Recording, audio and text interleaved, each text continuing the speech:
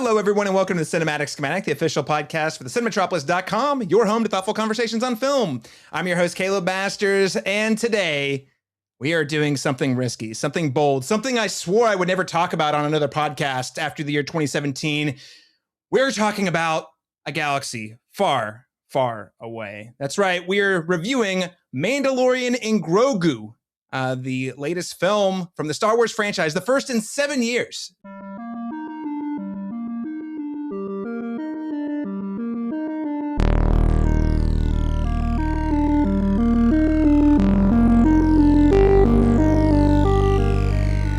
As always, we're going to start things off with an icebreaker question, and then we'll jump into a spoiler-free review.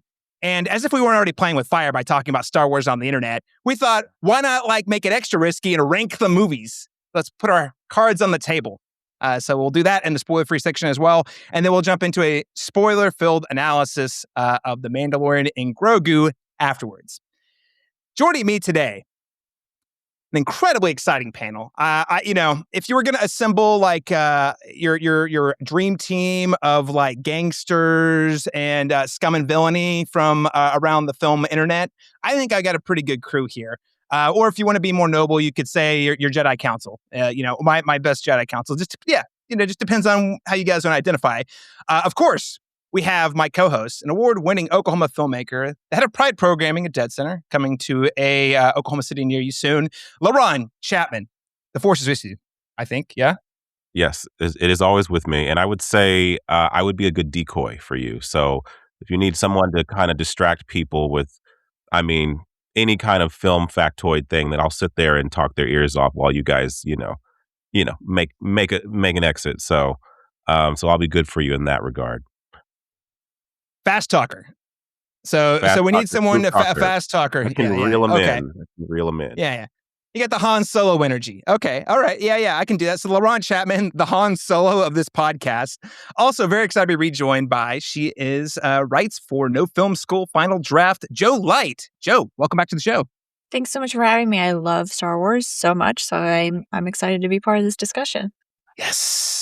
So excited to finally talk Star Wars with you on a podcast. By the way, Jo has interviewed some pretty cool people about Star Wars over at No Film School, including the writers of Andor. Great interview, by the way. I'm plugging that for you, Jo. But anyway, folks, check it out. But she is one of the most knowledgeable and engaged Star Wars fans I know. She's actually talking to the people who make the stuff. That interview with Gilroy was so good, and I love him so much. It was an insightful interview about probably what is one of my favorite Star Wars projects of the last decade. So worth a read to viewers, listeners. Now, last and certainly not least, I pulled into the ether. I went into my forced meditation and I thought, Master Qui-Gon, who else should I invite onto this podcast to talk Star Wars? And really, he's like, duh, the answer's so obvious. I got to invite Darth Mom, Lanie James. Darth Mom, a.k.a. She is a card collector, Star Wars stan, pop culture critic. She is among the biggest Star Wars stans I know. She loves Star Wars so much that she went and worked for the space people over at JPL for several years, doing all the great, cool space things. Lanie James, welcome to the show. All right. Thank you for having me. Very excited to talk Star Wars. I think I also may have tried the Jedi mind trick on Caleb's, you will invite me to the next Star Wars podcast. I will say it was pretty awesome, Lanie. I sent you the text and you said, well, I am the most qualified person you know to talk about this. So. Yeah. I lived the Star Wars. Okay, Caleb. I lived the Star Wars. That's right. Even had to fight the evil empire. We'll save that for another podcast. Again, very excited to talk about Star Wars, a franchise that is near and dear to my heart, as with many folks out there. Now, before we get into any of our Star Wars centric conversation, I just want to remind everyone who's watching today, maybe you're watching on YouTube or Spotify or listening to us via one of your favorite podcast players as an audio only. The best way you can support the show is by subscribing via whatever podcast player you're using. If you are on YouTube, subscribe, ring the bell, like the video. Let us know your Star Wars thoughts. I posted my instant reaction to Grogu, and I've already had 3 people talk about how stupid my opinion is on the internet. Join the legion. Join the legion of people. And talking about Star Wars with us on the internet on YouTube. Leave a comment. We seriously, in all seriousness, love the feedback. One of the things I love about Star Wars the most is it really brings people together. It's a shared passion that I think many of us feel from time to time, even when we passionately disagree. So love being part of that community. Programming announcement I want to make before we jump into the Star Wars thing. As I mentioned a moment ago, Dead Center Film Festival, the 26th, in fact, is coming to an Oklahoma city near you. It is Oklahoma's biggest film festival. The Oscar qualifier, I should note, runs from June 10th to the 14th. So to give all the you listeners, all of the programming tips you need, we're going to be taking a bit of a break from normal movie reviews and covering Dead Center over the next couple of weeks. So next week, that's the week of June 1st, we're going to be hosting our annual Dead Center preview with Laron and several other folks on the programming team. We try to do that every year to kind of give everyone a little sneak peek at what's to come. So maybe you can best understand how to make your schedule if you're attending the Dead Center Film Festival. Also, the Cinematropolis contributor, Daniel Bokemper, is going to be on the ground covering the festival with some written reviews that you can find over at thecinematropolis.com that'll be running during the festival, after the festival, and that week following. And then we're going to be returning to our normally scheduled programming with a review of Disclosure Day. Now, I hate to say it, we're having to push Disclosure Day by a week due to a lot of logistical programming, scheduling conflicts related both to the Dead Center Film Festival, but also personal schedules. So it's coming in a week late, but we promise it'll be worth it. This is a Steven Spielberg alien movie. We cannot. Yeah. We promise the review will be worth it. I don't know about the movie. We'll see. The review will be worth it. We'll let you know. Oh, we'll see. I love Spielberg. His late career is very hit or miss, but man, even when it's a miss, it's kind of interesting. So always eager to talk about his films. And hearing him talk about his approach to the film on the press tour for the film has also been pretty interesting. So very eager to check out the film. Extra eager to talk about the film with you, Laron, and some other special guests. That'll be coming on Wednesday, June 24th. We may have some other bonus programming, bonus content. A lot of movies coming out in June. So maybe it's Toy Story 5, other stuff like that. Anyway, might get some extras in there. And then we'll be back to business as usual with the review of Supergirl on July 1st. And then shortly after that, a couple weeks later, we're going to be doing our summer horror movie special. I don't know about you guys. Obsession is really tearing up the box office charts right now. We're going to be talking about Obsession along with several other horror films that have been released in summer 2026. And then, of course, the real epic of the summer, Christopher Nolan's The Odyssey. That's coming on July 22nd. So great run of films to talk about coming soon. Let's get to Star Wars, though. Again, as I said, this is the first time we've covered a mainline Star Wars project since The Last Jedi, for a variety of reasons. Some of it scheduling conflicts, some of it the fact the movie was very controversial. We did not talk about The Rise of Skywalker. But The Last Jedi, love or hate that movie, I think the thing we can all agree on is that it divided audiences deeply. And there was a certain segment of that audience that became disproportionately loud online, which led to largely toxic conversations about Star Wars on the internet. So, it became clear that not everyone comes to Star Wars for the same reasons. And it's not that there are right or wrong reasons. It's that there are different reasons that we're all sort of engaging with, the films, the television shows, the IP. And it's been 7 years since The Rise of Skywalker. It's 2026. Hopefully it's given the collective internet a little bit of a break to just take a few beats and realize, man, that discourse around The Last Jedi was kind of crazy. Maybe we all should just chill. Maybe we should not ruin friendships over that. I want to kick off the show by asking each of you, what makes a great Star Wars film for you? And Joe Light, I'll start with you. Oh, okay. I think when it takes it seriously, I think that's why I know Andor is not a film, but Rogue One, for instance, I think approached the IP with so much respect and developed the characters so well that I immediately bought into it. It feels like a fully developed world, and there's diverse perspectives and people in it, and it's just people living in the universe. For me, I also really like practical effects, and if I can see that they're using practical effects, for instance, in Mando, which we'll, I'm sure, talk about here in a second, but there's a stop motion sequence in Mandalorian and Grogu that I loved, that I think looks amazing, that Phil Tippett did. So practical effects are huge for me. And I also love when they add something, when they add to the world, when they add to our understanding of how people exist in this universe, and it's not just the same thing over and over. Yeah.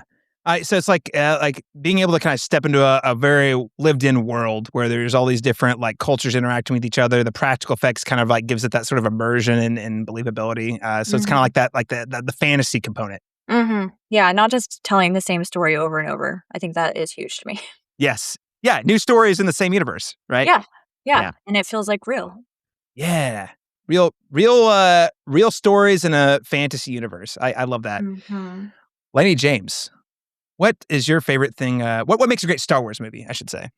I probably have a little bit more of a nostalgic take on it because, I literally have grown up with all of them since A New Hope. And, for me, it's one that you can continue to go back to and watch and be excited about every moment, every reveal, how the characters interact, and then really how the world has also been built around that. You could see George Lucas had a large vision for this universe, and of course, as Joe said, how it continues to expand and you can build off of it. But I think ultimately, for me, it comes back like being able to go back and watch it again and be in that moment, because there are definitely of the films and of all the properties, things that I've gone back and just simply watched for the joy of watching it, and it's a comfort watch. A New Hope for me is a comfort watch. Or if I watch the trilogy or Rebels, or I can tell you with my family, we have watched all four seasons of Rebels like 3 times all the way through. I mean, so it's those, um because I think what Star Wars does well through really out all of it for the most part is just strong storytelling and continuing. And what I love about some of the other properties of Star Wars is that they do get to develop the characters a little bit more. You get more of the backstory or their motivations or how they fit into the universe. But for me, it's can I go back and watch it? And there are definitely some of the films that and properties I've gone back and watched many more times than maybe a handful of times maybe I've watched some of the other films. Well, it's great too. And there's like amongst the 13 movies total now, if you're counting Mandalorian and Grogu, but amongst the 12 previous, like there is quite a lot of diversity in terms of the types of stories you're watching. And even like, yeah, it's space fantasy, but I think the way that whether it's George Lucas or, the folks whoever worked on whatever, Ryan Johnson, J.J. Abrams, there's a lot of exploration of different like subgenres within the sandbox. Like for example, like I always think like episode 2, Attack of the Clones. It's like a whole like investigation detective movie with Obi-Wan going around, and you get like a weird, almost like noir energy at times to this like old school story, but it's still set within this larger framework of this big space fantasy or space opera, which is pretty cool. Laron Chapman, Yes. what makes a great Star Wars movie? I'd actually echo what Joe said. My spouse had never seen the originals, and so I had to go back and say, well, I've at least done that. So I felt a little bit more evolved in that. So but he got real involved in the television shows. So he was like, I should probably go back and actually rewatch these. I was like, do it in chronological order, not order of release, but actually like as the stories would have taken place. And so, and it was funny, like talking about practical effects, like it's just how tactile those ones are, and how there is so much left up to the imagination, but there's something about having something that you feel like you can reach out and actually touch that brings something to, even if you know intuitively that it's not real, the fact that it's an object that is moving, that that you can actually hold with your hands, is something that actually just adds to the, I don't know, the viability or the suspension of belief for me. So I appreciated those. So it's interesting how he started watching those, and then as we got into the digital age, he's like, how are the effects getting worse? As there goes, like, we're just gonna elevate again as you get further down the process. So it's the interesting reversal of that. So I'd say for sure, practical effects is also front and center, something that definitely resonates with me with it, and really in any movie, any kind of movie, like the difference between the John Carpenter The Thing and then the one that came out in the 2000s. It's like night and day, because one used that tactile thing, even though it's cheesy to kind of look back now, but they actually used craftsmanship to make these things, these animatronic things work, and it just adds to that universe. But the second thing I would add is that anytime they lean into real world stakes and they're able to echo things that are happening perhaps in our own government, particularly as you recommended Andor for me, and seeing the echoes of that kind of authoritarian mentality and how it affects communities and societies and individuals within that world. When I find those parallels, then I'm able to forget that I'm watching a space opera and actually just get invested in the characters and the story. And so I'd say anytime it's leaning into that sort of thing, um, that's the kind of sci-fi that I gravitate towards. I like the recent Dune films. I liked Mad Max. These are kind of like they're alternate worlds, they're commenting on things that we can relate to in our real world. And I think that allows everything else to fall into place, no matter how. Then I'm able to buy into the fantasy, buy into anything that's absurdist or surrealistic or fantastical. When it's allegorical, that's something that really resonates. Yeah, well said. I'll echo that. I think that's something that Joe was talking about, Laron, that you're reiterating. So I'll retweet that. I love it when you have these stories that are real. They are rooted in real things that we experience in the day to day. George Lucas made the original Star Wars, and it was based off of Vietnam, for example, and the types of like intergalactic struggles that those characters have, whether it's in the original trilogy fighting the evil empire, or the rise of authoritarianism in the prequel trilogy. Those are very real evil forces that are impacting all of us day in and day out in one way or another. And so you're able to take these huge ideas and apply them in a way that we can relate to through a space opera.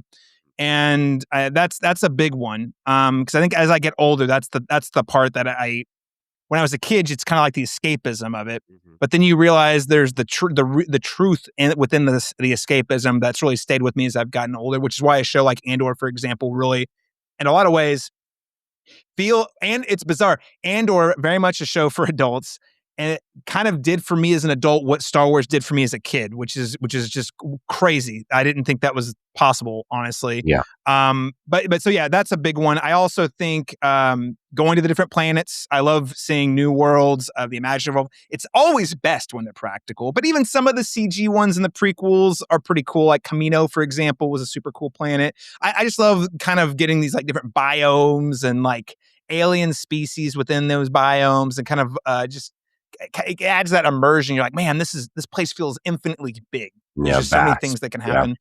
Yeah. Mm-hmm.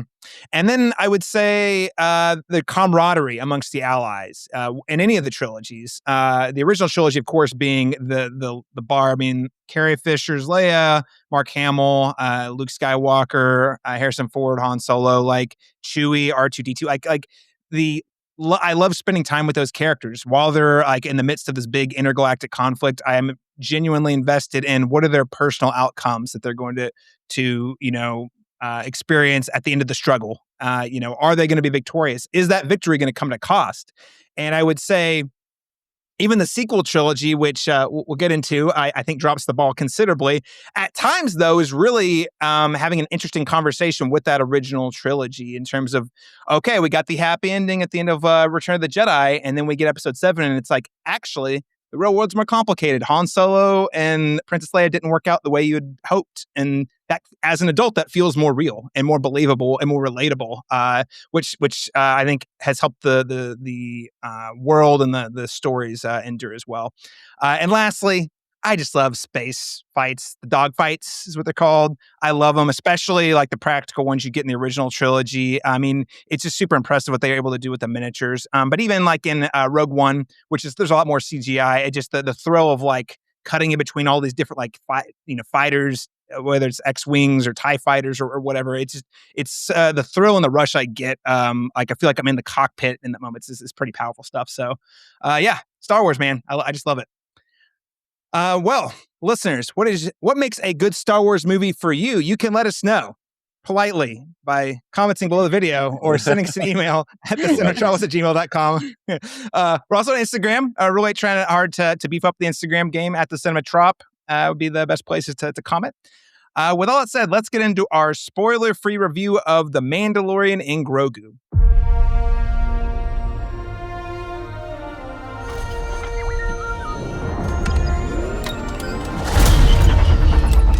Hey, never touch the buttons.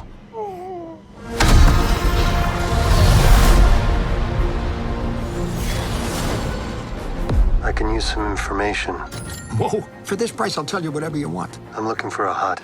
Close for the night. Thank you.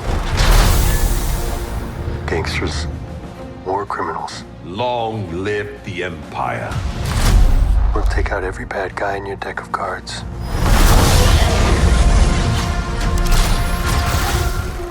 According to IMDb, The Mandalorian and Grogu is described as once a lone bounty hunter, Mandalorian Din Djarin, I would say it wrong, and his apprentice Grogu embark on an exciting new Star Wars adventure. As I mentioned a moment ago, this is the 13th Star Wars movie since 1977.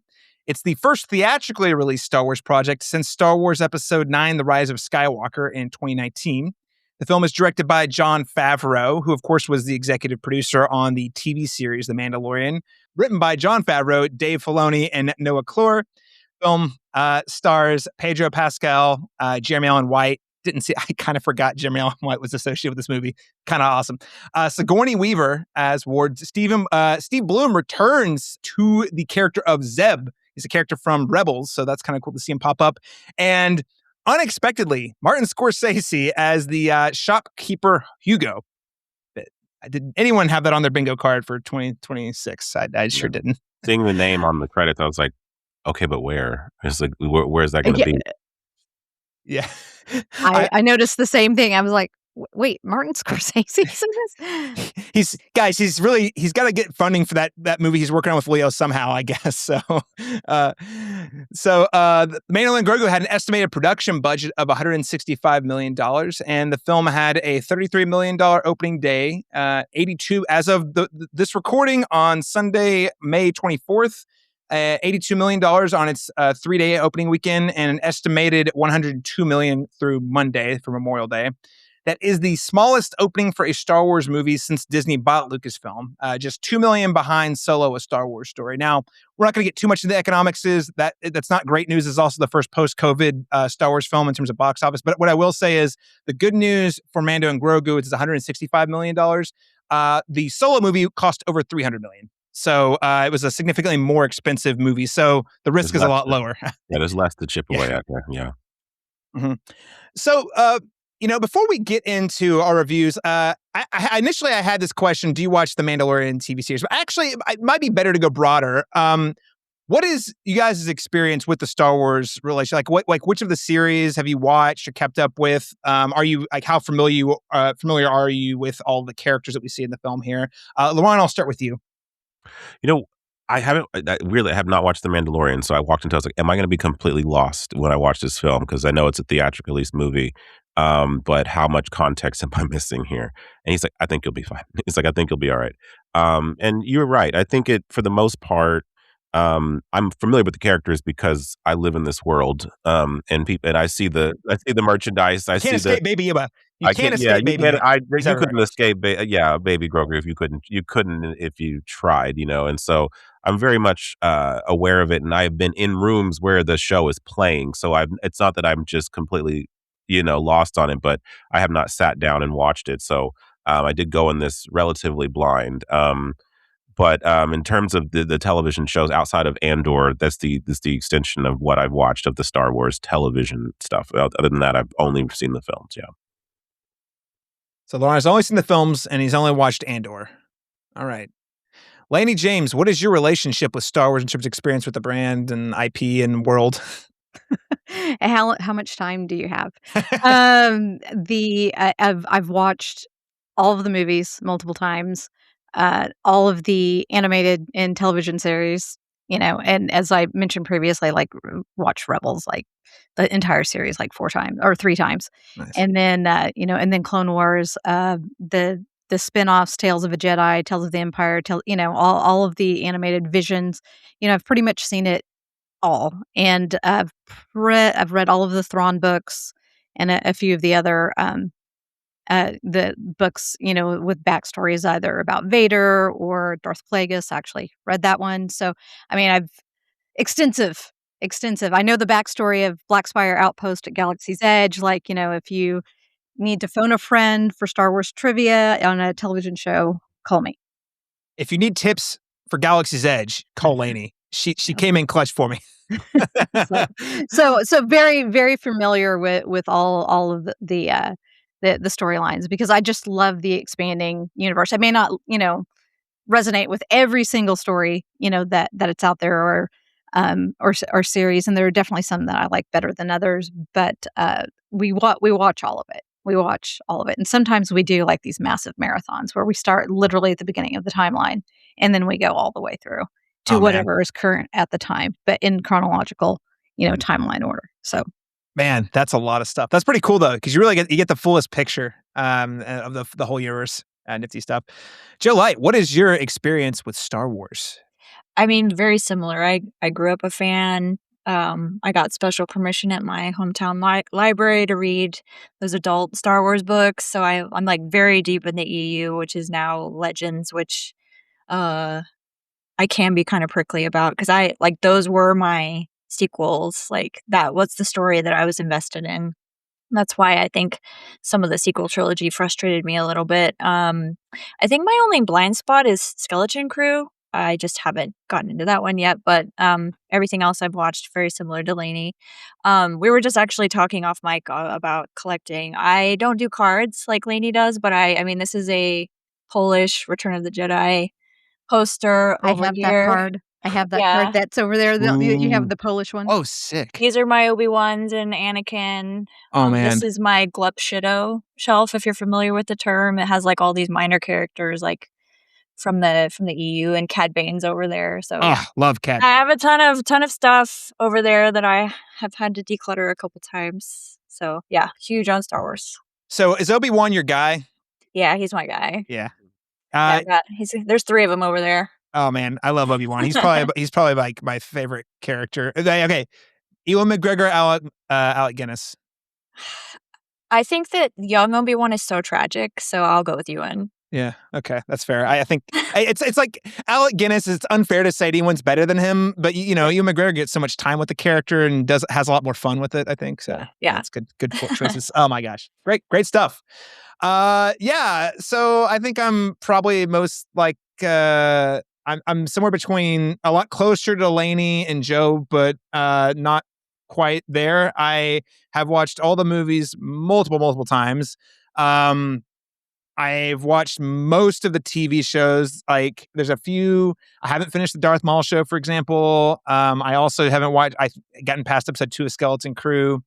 There's a handful of things that are kind of like blind spots I need to fill in, and I have not kept up meaningfully with any of the novels. I often read excerpts, or like I'll read recaps of them on the internet, which is not the optimal way to experience it. But I definitely am not like that steeped. But in terms of like film and television, I also love the video games. There's a lot of them, but like the Jedi Survivor series is most recent. I love those. We got a new pod racing game coming out this year. I am so jazzed about it.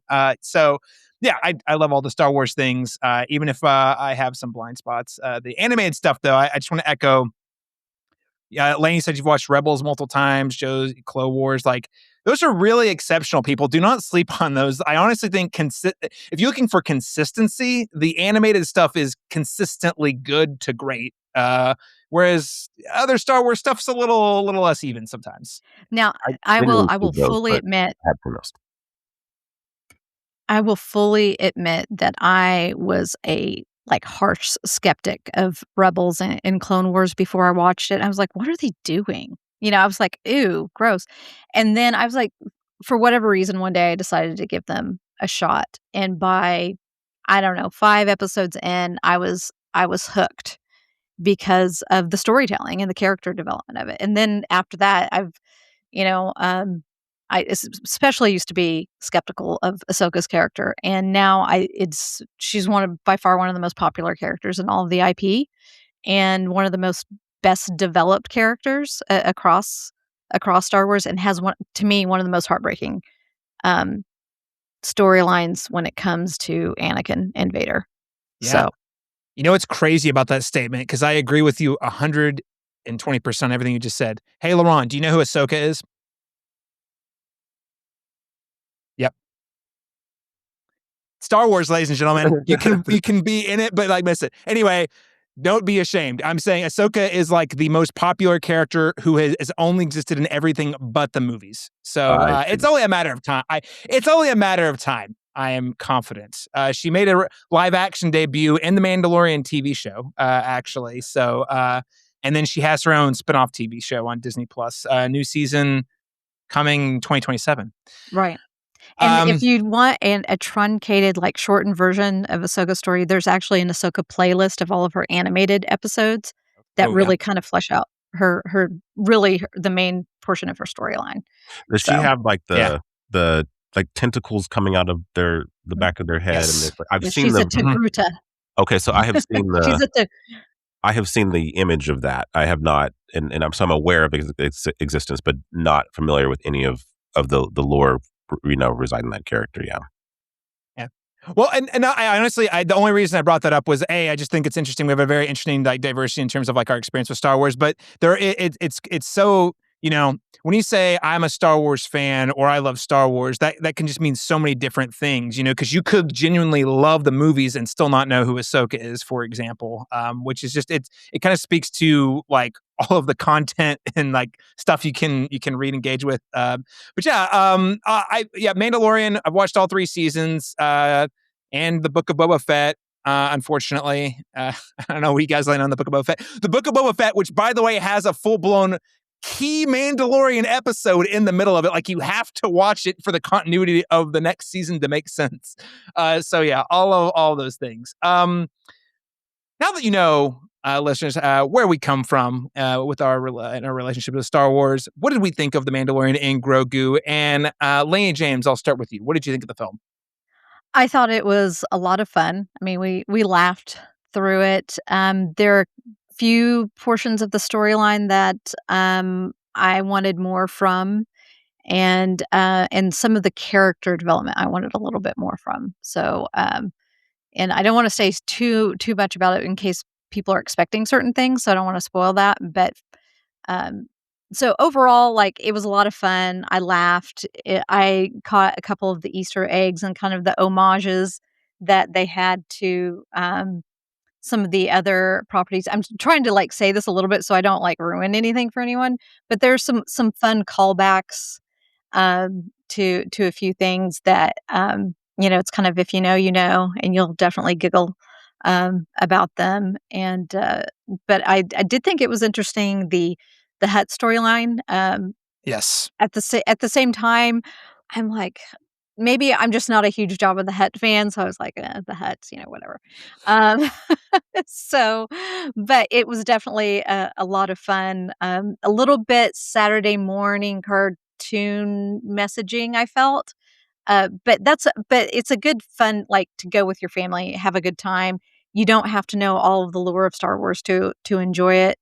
To Laron's point earlier, and so I think that's where its strengths lies is that it's just a good fun movie, easily accessible, despite the fact that there is an seemingly infinite amount of Star Wars stuff to watch, read, play, or whatever. You can just jump into the movie without any of that and still have a good time.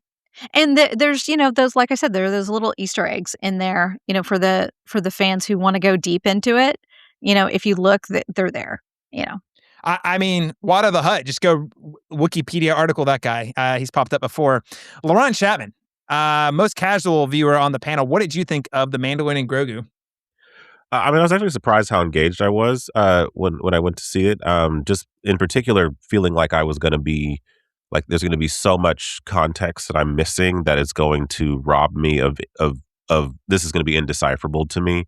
And I didn't feel like it was, the story felt pretty streamlined to me. It wasn't super complicated. I'm sure there are things I'm missing, but you don't know what you don't know. So I was able to kind of just enjoy what was in front of me. I will say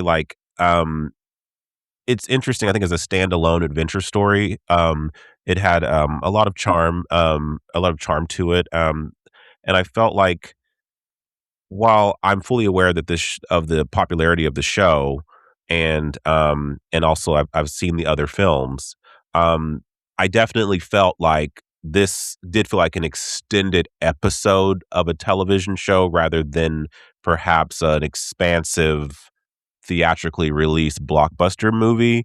And there are obviously certain set pieces that I think would be bigger than what you would see perhaps on the show, but smaller than perhaps was what you'd see in the other films. So it kind of exists somewhere in between there.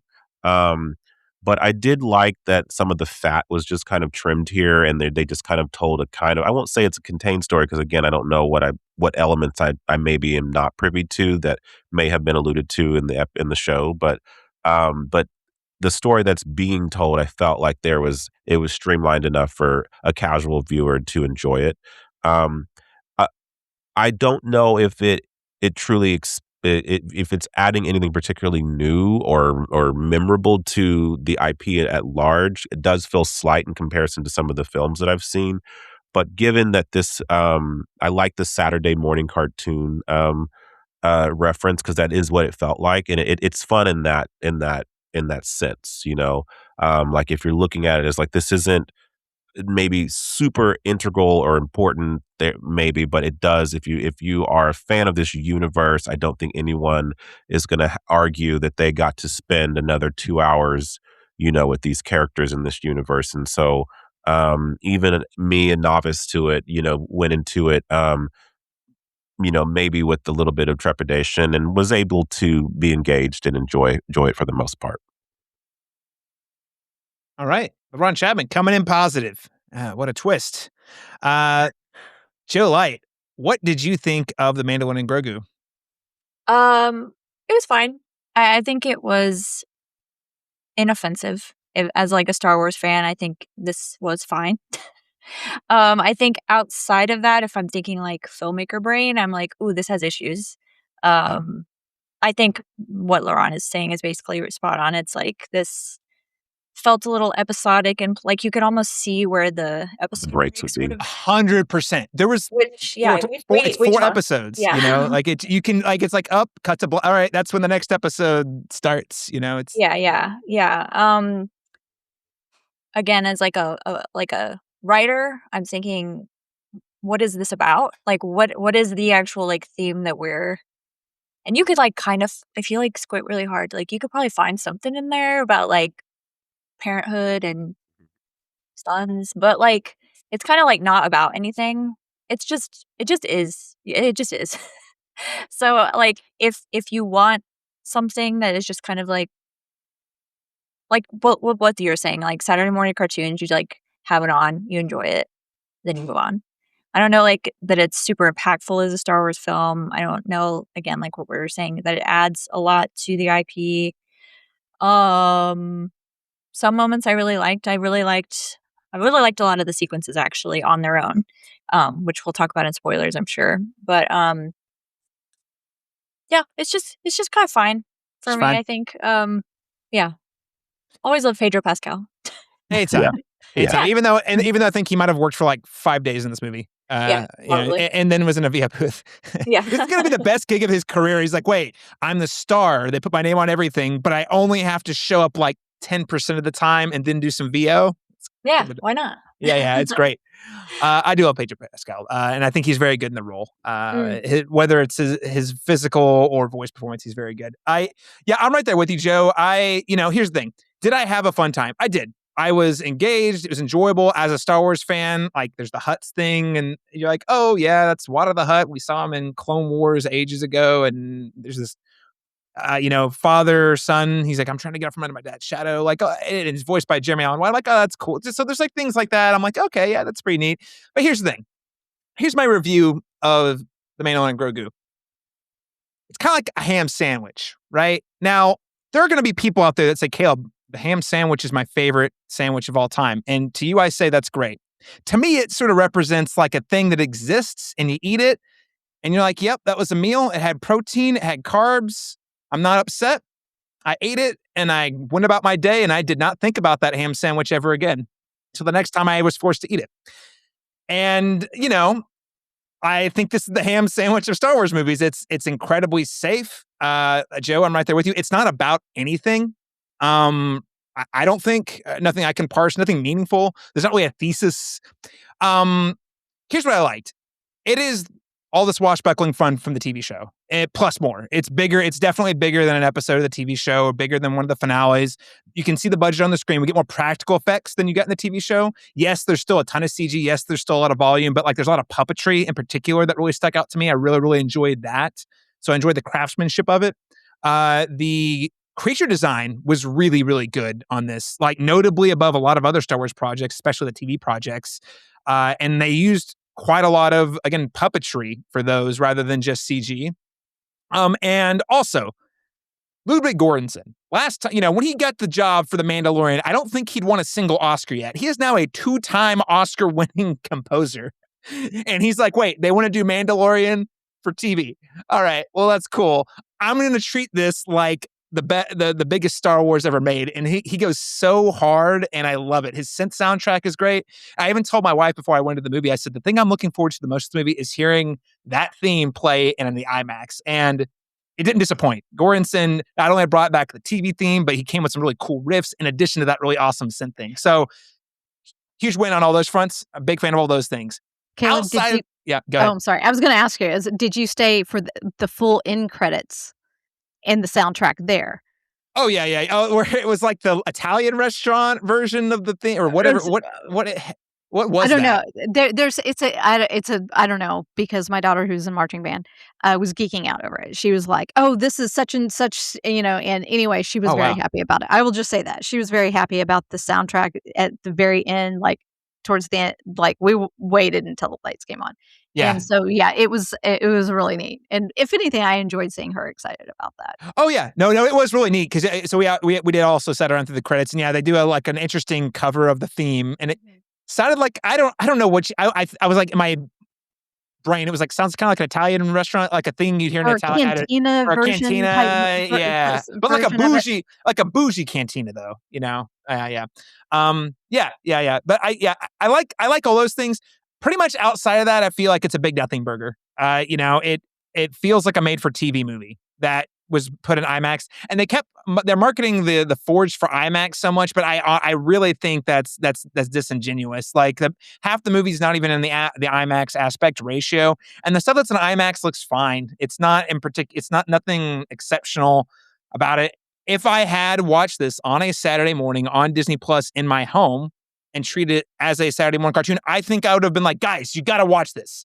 But because it was a big screen experience and we haven't had one in 7 years, and because we've only gotten these really big scope movies, this just felt like a little lesser and a little slight. Not bad, good time, but just, if you're going to see Star Wars on the big screen, I feel like it really needs to have something going for it. And I just didn't think this movie had a lot going for it. Can I also say that, go ahead, go. Sorry. I feel like it was a little confused as to who they were playing to sometimes. We're all saying Saturday morning cartoons, but there are parts of this that are really scary. There were 2 girls in front of me and they were scared. So I think there are parts that are that's scary for a kid. So I feel like they didn't exactly know who they were going for when they made it all the time. That's a good point, because another descriptor I've been calling it, the Saturday morning cartoon's a great comp, but I also think it's the most dad movie Star Wars we've ever gotten. Between the themes, it's got the Western tropes. There's a lot of dad movie energy, which is interesting. I don't know if you guys saw this. There was a report that came out on May the 4th. I guess Nielsen released the streaming numbers from last May the 4th. And I guess what was funny was Mandalorian was a top-rated Star Wars TV show amongst boomers and Gen Alpha. Really interesting. So I don't know if that has something to do with it, but a little confusion. I see that for sure. I think go ahead. Go ahead. The only comparison that, and it's a silly comparison, but I feel like it applies, at least in my head. The episodic, the Sex and the City show, for example, was on for 7 seasons for a long period of time, a near decade, and then went on a hiatus. But they did never kind of finish some of the storylines, and so what they did is created a theatrical released film to sew up all the loose ends for it. And I've always felt, as someone who watched all those shows because my mom always had it on, that this doesn't. Yes, this feels like the show, but it also doesn't feel like something I should be seeing in a theater. So it kind of had a. Yeah. Again, there's it's somewhere in that like a liminal space right in between these two worlds where it's not enough of this to be a theatrical release, and then it probably would work really well on television in that regard, but it doesn't have the same oomph, you know, as even some of the lesser entries, I'd say, of the Star Wars IP that have gone to theaters that have structural issues, but still feel like movies that should be released in that medium. So it definitely has, again, that slightness to it that, again, as a novice, was able to just enjoy the story that was in front of me because it's all new to me. But just looking at it from, like, again, just a format and all of that, like, I was able to pick up on the fact that this actually does kind of feel like a television show to me, which, again, I think you'll get some pleasures out of, some marginal pleasures out of, without it actually feeling particularly substantive or meaningful in a bigger way with the larger story. Yeah, no, I think that's right, and I think part of that to the structure that Joe mentioned, it feels structured like a TV show because it really does. Like, you can, when you're watching, you're like, this is the break, or this is the cliffhanger for the next episode, but then you just go right to it. There's also this, because it's a TV show, and specifically these characters, they can only progress so much because at the end of the movie, they need the status quo needs to have returned to what it was before. So that way, if I don't even know if they're gonna do another Mandalorian and Grogu movie, or if it's gonna be another season of the TV show, I don't know if they've announced anything yet. But like, whatever is next, the status quo is essentially going to be the same as it was at the end of season 3 of the TV show. Yeah. You just have this movie where the characters really can only advance or learn lessons. They really don't learn anything. Like, that's the thing. It's the status quo must be maintained by the end. And that is a product of the type of TV show that The Mandalorian generally is overall, versus, a movie where you have characters who learn specific lessons, or there's big changes that occur, events that happen to them that then change the paradigm for what happens next. So you don't really get to do that in this movie, unfortunately. You mentioned, Joe, you're not sure who this is for audience-wise, or it seemed like they were unsure. And I don't know that Disney knows what to do with Star Wars at the moment. I mean, we'll talk more about that in spoilers, because there's been, literally dozens of, or more than a dozen projects that have been announced. Most of them get scrapped or put on the shelf, or, we never hear about them again, for example. So I think coming out of Last Jedi and then The Rise of Skywalker, the outcome of that was Disney became so, I feel like they're so fearful of taking any creative risks, that they're like, what is the safest thing we can get on the big screen for audiences? We know people love the Mandalorian TV show. They have the streaming numbers to back it up, I'm confident. So they're like, well, can we just get a version of that on the big screen so we can start making some money? Because I know that was the thing. Whenever Bob Iger came back again, like it was within like a couple of months, like by the next earnings call, they'd announced Mandalorian and Grogu, like Star Wars was coming back to the big screen. So it felt like they're like, we got to get something Star Wars to the big screen ASAP. What's the easiest thing to do that's also most likely to make money, that's also the least likely to ruffle any feathers amongst Star Wars fans? And Mandalorian's one of those things that is very non-controversial amongst the fan base. It seems to me. I don't know if you guys have any thoughts on that. It was a safe business move. It wasn't a particularly daring artistic feat, So that's definitely how it feels. And I think that the kiddos that were in the theater, I was there, were having a good time. The adults, there was a combination of cheers and groans. So I was like, okay, so that's how. And the symphony of that was actually very interesting to me as somebody who isn't as invested, but is curious to know how it's being received by the audience that it's for. And so that was an interesting thing to kind of observe throughout the process of it. And but yeah, it's definitely. I feel like the story, in many ways, like I said, it feels like it's its own standalone kind of insular thing that, again, you could highlight, edit, delete, and it wouldn't really change anything one way or the other. Um, but if you just are clamoring for something to get lost in for a little bit and you love this universe, then it offers some entertainment value in that regard, and some again, I keep saying charm because I do think there were real moments of charm in this. But I don't think there's anything particularly. It's shallow waters in terms of the Mhm. story itself. So Yeah. Well, Lanie and Joe, the most seasoned Star Wars experts I know. Is there anything this film added to the mythos, or I guess spoiler free? And if it's a spoiler thing, you can say we'll chat about in spoilers. But do you feel that the movie added anything to this kind of like expanded universe or whatnot? Do you feel like the Mandalorian and Grogu added a lot to kind of look forward to? No, I don't I think it mean, added very much. I would say maybe. I mean, if they do more with some of the well, one main character for me that I would like to see more of.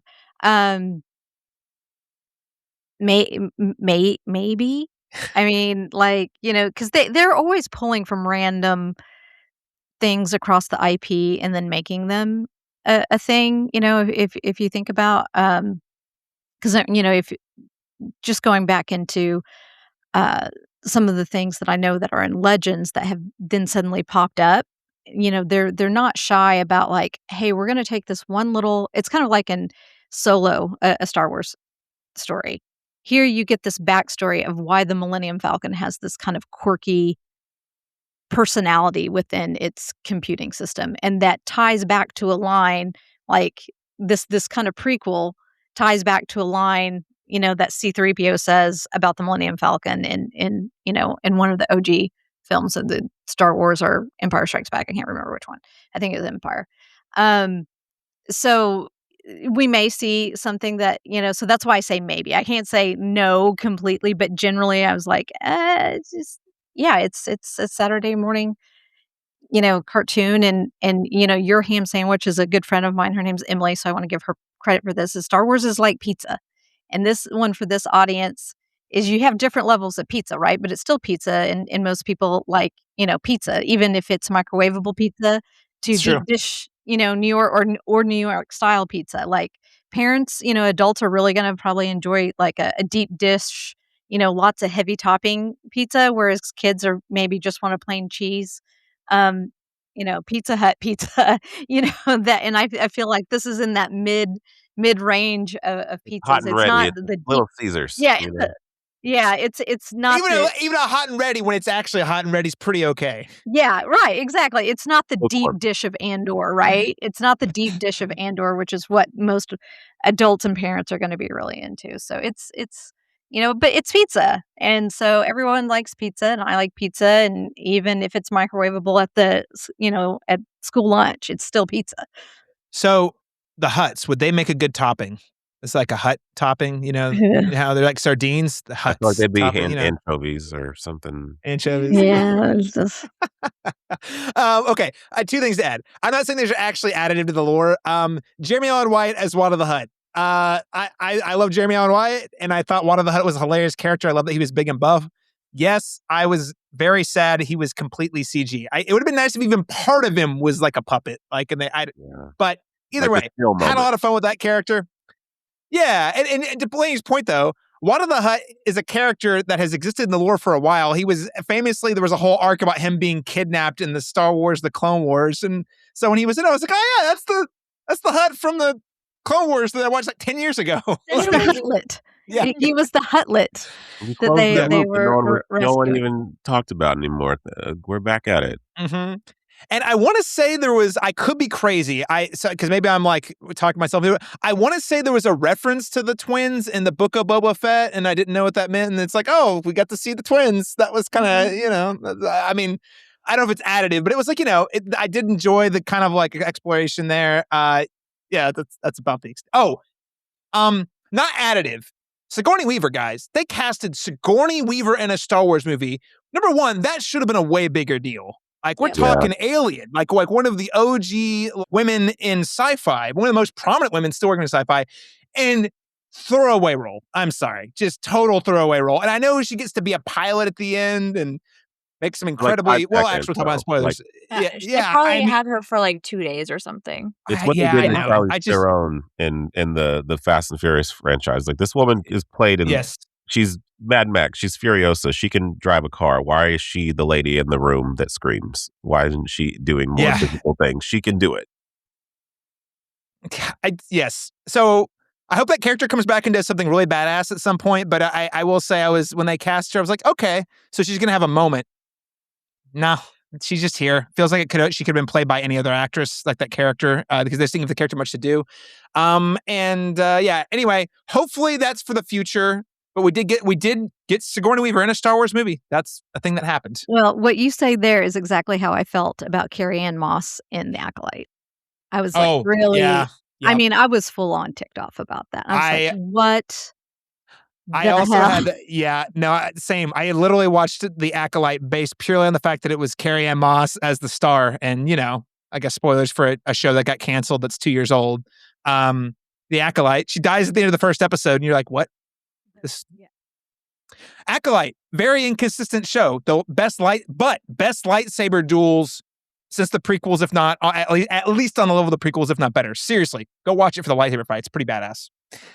All right. Well, what letter grade would we give The Mandalorian and Grogu? Joe Light, I'll start with you. Maybe like a B-. Yeah, I think it's just fine. Like, I could be really hard on it, and normally I am. Like, I can be really mean about movies. But even my husband, who like doesn't care about Star Wars as much as I do, he was just like, I didn't hate it. Like, that's what his reaction was. Like, I didn't hate it. So I'm like, yeah, like it's just fine. So if you like love Star Wars or love Mando, I'd say you can find something to like about it. As like a film, it's not the greatest. I don't know. It's just fine. B-. B-. Laron Chapman, what letter grade would you give Mandalorian and Grogu? It's actually interesting because I feel like I enjoyed it more than most of you, and yet I'm giving this a C+ because that just feels correct. Like, in terms of just overall, I mean, I feel like if I was to give it a B-, and that was to say that I genuinely, you know what I mean, like genuinely had a great time with this, and I think it was fine for what it is, and so that to me says, it's in that middle pack, kind of range, so yeah, I would say a C+, inoffensive but kind of forgettable. Yeah. Inoffensive. There we go. I like these reviews. Safe. Disney. Wait, who's the new CEO of Disney? I haven't learned his name yet. But that guy, whoever the new CEO is, anyone off the top of the head knows? Okay, whoever's running Disney, I forget the guy's name. They just took over like a couple months ago.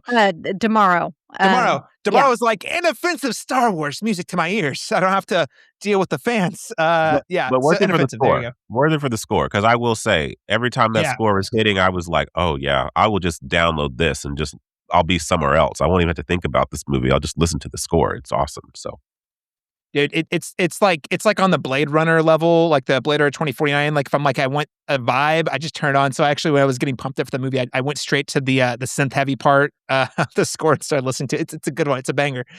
Lanie James, what letter grade would you give The Mandalorian and Grogu? By the way, it's Josh Tomorrow. Josh Tomorrow. Tomorrow. He walks around the parks a lot, by the way. Oh. So I've actually talked to him a couple times. He's really nice. Oh, really? Yeah, he's very engaged with guests at the park. But that's when he was the president of the parks. So that's nice. Yeah. I actually was happy about that announcement. So that's great news. I didn't know anything about him, so that's good news. I love to hear the good reports. Yeah. I didn't realize initially. We didn't even realize who it was, but we knew he was kind of a big deal because it suit and walking around the parks and asking, and people were excited to see him. And then he was like, "Are you guys having fun?" And we were like, "Oh yeah," and we were having a great day. Southern California, great weather, and at Disney, but he was just really engaged and you could accessible. I felt. Anyway, Oh, nice. not to get on tangent. So I'm giving it a B plus. And there'll be a couple of reasons why in the probably in the spoiler section, because there were just a couple of things that I did really enjoy and thought they did really well. And also there's probably a little bit of peer pressure from my family because they would probably say A, or maybe even an A plus. So we're gonna give you the family rating, probably heavily weighted on my end because I'm here and they're not. So so I'll give it a B plus. Are people having a good time? Are they enjoying it? That said, I'm going to come in the lowest grade and give this a C down the middle. I think it's perfectly fine. I think it's got all the visceral fun, the adventures. It's got some cool set pieces. The VFX are hit or miss. The puppetry is great. Some of the volume stuff, not great. Some of the CG, even worse, which is kind of weird for a Star Wars movie. But overall, I had a great time. And once it's on Disney Plus, it'll probably be one I just throw on to have if I need something on while I clean or do laundry or cook or something. It's the perfect film for that. Will I be rushing out to see it again in the theater? No, which is bizarre because I think even The Rise of Skywalker, a movie I detest with every fiber in my body, I saw that one twice. So the second time was to make sure that my feelings were not just a knee-jerk reaction. I was like, is it actually as bad as I thought? And I don't know if you guys agree with that or not. That's fine. But I just know for me, I was like, no, it's actually as bad as I thought. What other things would we recommend to listeners who enjoy The Mandalorian and Grogu? Could be a film, television show, music, video game. Laron Chapman, I'll throw it to you first. The thing that came to mind for me is think of something outside of the Star Wars universe, but maybe operates in a similar way, but I think does actually add more value to the larger stories. Is James Mangold's Logan, because we have so much content on the X-Men. You had a trilogy and then some side tangents, and I just felt like that was a great late in the game, like, let's add more lore and meat to this particular character, give him a send-off that's really meaningful and impactful, gave it the R rating even, so they were able to do things that even the more kid-friendly things weren't able to do. It also is playing into that neo-Western, aspect that I think that you kind of get echoes of here, but it's a little bit more pronounced in that way. And I think that it also adds something to it where it's like, yes, you could have watched all those things and you could see this, and then it just adds more context or adds more weight to it. And that's what you want from something that I think is going to kind of be its own rogue thing, that is involving a character that you already feel like you know a lot about. And so that would be an example for me of something that I think what we all kind of are alluding to have wanted from this particular thing. If we were forced to have it, that's what we would like it to do for the rest of the Star Wars IP at large. And I think that Logan is an example of something that actually added value to the predecessors with that kind of standalone film. It's a great works as a standalone film, also as a capper. Yeah, it's a great recommendation. James Mangold has a Star Wars movie maybe being made. Probably not, but maybe. All right, Jill Light, what would you recommend to listeners? You kind of already called them out. I love those Jedi games. The first one has its issues. It's a little bit difficult in places, and the mechanics don't always work. But Survivor, I think, is a great game. And if you really like those little robots, little BD-1 robots walking around, you'll get to see them in the game. And I love him also as a character. We're going to talk about Andor a lot, but I'll always recommend Andor. It's insanely good. It's better than any Star Wars has a right to be. And then I will probably talk about the EU books too a little bit later, but I would highly recommend getting into the EU if you're really excited about Star Wars. Yeah, there's a wealth of books. You can read the post-Disney acquisition books, or you can go to the pre-acquisition, which is totally different. But as Lanie has already talked about, and Joe, you mentioned this too, oh yeah, that's not canon, but then yet they'll go grab Grand Admiral Thrawn and then incorporate him to canon because he was such a popular character before the acquisition. So they're really, Disney is, I will say, Disney, Dave Filoni, whoever is running things in the story group at Lucasfilm has been very intentional about picking and choosing and being clever about how to incorporate non-canon things back into the canon. So that's a great recommend Yeah, there. for sure. Lanie, what would you recommend? I've already alluded to it, but I give you well, one thing I do want to acknowledge is in the games, thank you to all the people on YouTube who stitched together the storyline so I don't actually have to play the game so I can get the story. Because Pretty good stories too. I'm awful at playing any of those games. So I'm not gonna do that. And so I do appreciate the people that stitch those together so I can watch it and get the story. I'm gonna expand on one thing from the EU is that in the books is the Thrawn series by Timothy Zahn. And I feel like for me, the best way to enjoy those books is on audiobook because it's like listening to a movie or a show, and it's the production on those is I think is excellent. And with the voices and everything and the sound effect, they do sound effects on those, so it's really like almost like an old time radio like serial. Is really more of what you're listening to than just somebody narrate something. You still get that narration, but you get everything. It's a very rich production of those, so I recommend those. And then the biggest thing is, though, I give you the journey of Ahsoka, and is to go to that playlist and watch all of those key episodes. If you don't have time to watch seven seasons of Clone Wars and in the movies, there's Clone Wars animated. I forget the movie. Yeah, you start with that one, and then the 7 seasons of Clone Wars, and then the seasons of Rebels, because Ahsoka actually goes into Rebels, where kind of before she goes into live action. And I think even now is the continuation with the Ahsoka series, because Ahsoka is the character that has been created and curated by Dave Filoni since her inception, since the fact that George Lucas revealed to him, no, Anakin does have a Padawan. And, and then from there, Dave took it and is really, and has taken such care with that character's development and storyline through, across these properties that, and, Tales of the Jedi. I mean, I will say, of course, Princess Leia used to be like my number one top, character that I, loved. And of course, for some reason, I still love Darth Vader. But Ahsoka is probably my number one character that for all the years that I just adore. And I think her story is it's inspiring. And there's a lot of, I think people would say she's the Jedi, what the Jedi were meant to be. Yeah, there's some good stuff in there. She has a really rich arc in the Clone Wars. I mean, after the Clone Wars too, but the way they wrap that character up. Anyway, good stuff. Yep. Ahsoka Tano, Clone Wars, check it out. Highly, also echo that. I highly recommend.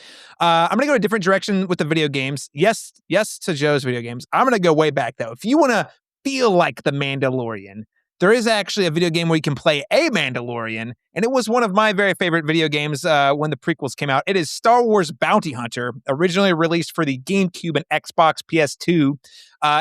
It is actually had been recently re-released for current consoles. I mean, the graphics look mega dated, but you can actually play it. It is accessible with today's consoles if you really want to play it. A different Clone Wars recommendation I would give you is, if you like the smuggler bounty hunter angle, Joe already mentioned Cad Bane. One of my other very favorite Star Wars characters that originated in the Clone Wars. Seriously, he's kind of like everything that when you were a kid and you saw Boba Fett and you saw all the bounty hunters and The Empire Strikes Back, and you like, oh my God, what are those guys actually like? You hear the stories. You actually get to see Cad Bane do all that crazy shit in the animated series.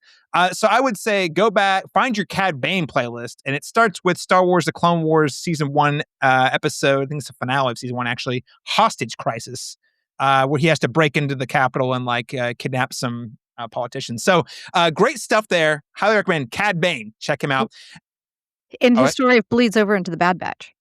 It does bleed into the Bad Batch, and actually the Book of Boba Fett, but I like to memory wipe that episode. So, it's he's still out there. Okay. I'm convinced that they didn't actually kill him off. That would have been a terrible, awful mistake. So, spoilers, question mark for Book of Boba Fett, whatever. 2 non-Star Wars recommendations really fast. Guys, if you haven't watched Akira Kurosawa and you're listening to this podcast, do yourself a favor. Seven Samurai, the classic. Yojimbo, another great one. Check those out. And you've seen 2 samurai movies. Let's go back over to the West. Let's watch the spaghetti Western version. Sergio Leone's A Few Dollars More is another one I would check out. Mandalorian lives very heavily from spaghetti Westerns, samurai films. And if you're interested in stories that inspired Mando, I would check those out. All right, guys. Let's be bold. Let's be bold. Let's be brave. And remember that the internet's dark and full of terrors, and the voices on the internet don't matter. We're gonna rank the Star Wars films. We'll try to keep this relatively time-wise. We'll try to keep this pretty straight. There are now 13 Star Wars movies, and yes, we are counting the Clone Wars movie. Lanie, the one, because it was theatrically released. I saw it in theaters when I was in high school. Laron, Chapman, I don't think you saw that one, and if you didn't, that's okay. You can bypass that from your list. Somewhere I didn't get the right math here because I was like, that's not in. Okay, but that's what it is. That's what I didn't see. Yeah. It was released so basically they put the first 3 episodes of the TV animated series together and put it in theaters as a movie, and it's called Star Wars Clone Wars the movie. I do remember that. So. Yes, it was a while. It was a few years ago, just a couple beats ago.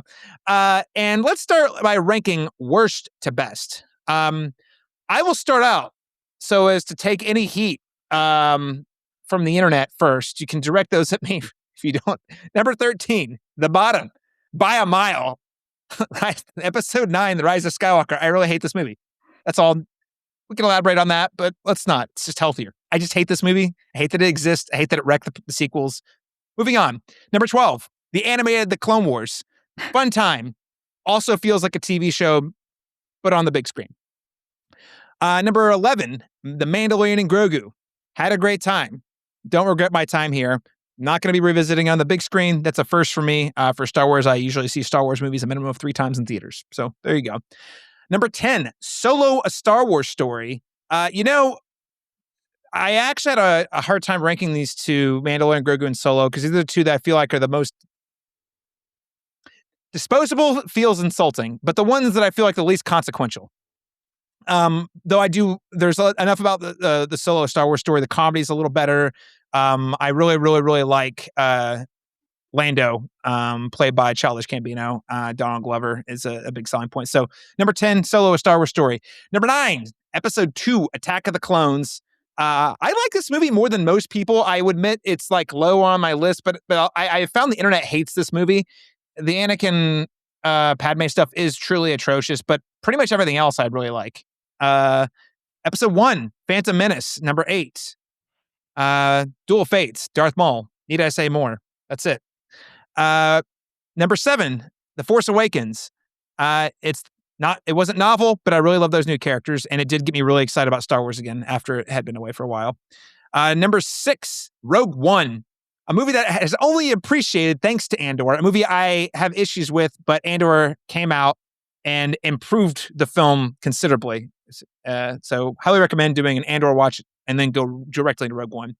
Number 5, Return of the Jedi. Still the best dogfight sequence in the whole series by a lot. The Death Star space battle, really impressive stuff. Number 4, Episode 3, Revenge of the Sith. I love it. I saw that one like 5 times in theaters. I went and saw it when it got re-released last year. It's incredible. It's not perfect. It's deeply flawed, but the things that work really, really work. And for me personally, it's pretty high on the list. Number 3, Star Wars: A New Hope, the original. Number 2, The Last Jedi. Almost my number 1. You ask me tomorrow, it might be a different answer, but Last Jedi, I love it. It's also got a couple of issues, but overall the highs were so incredibly high, and the vision was so bold, and what they did with Luke, I really, really loved what they did with Luke. Just a great freaking movie. Not to mention the Holdo maneuver, that moment in the theater as an adult. Top 5 theater going movie moments of all time. Whole theater, everyone gasped. Amazing. And then of course, number 1, Episode 5, Empire Strikes Back, because of course it is. Yoda, cliffhanger ending, Boba Fett, the asteroid the Flight to the Asteroids is actually, I feel like, a very underrated sequence. It still has one of my top 3 favorite Star Wars themes that plays when they're flying through the asteroids. So it's pretty cool. Those are my Star Wars rankings. Send all the heat. Last Jedi, better than the original movie. Can't wait to hear what people think about that. Lanie James, what is your ranking for Star Wars? Okay, this can always change. So that's my disclaimer. Starting with number 13, Solo, a Star Wars story.